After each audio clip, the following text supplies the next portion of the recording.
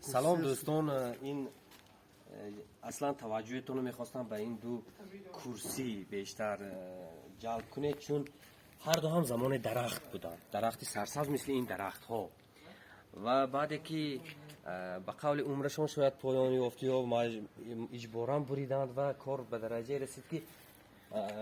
خواستند که کنده هاشون هم بعد آنه که سرسبز بودن برای ملت، برای مردم خدمت کنند، و به این خاطر از خودی کنده درخت بینید ریشه ها هنوز برجاست، ریشه های درخت هنوز برجاست، اما کنده رو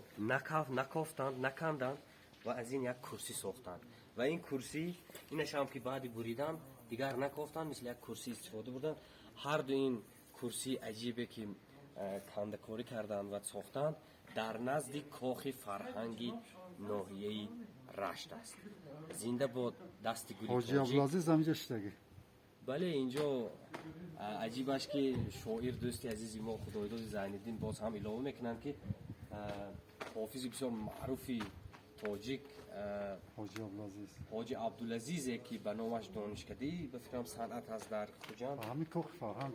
هم کاخ فرهنگ هم به نام ایشون است. بله این یک تبرکی هم داشته است، یعنی حاجی عبدالعزیز اینجا زمانه نشستگی است، به تار ناخون زدگی است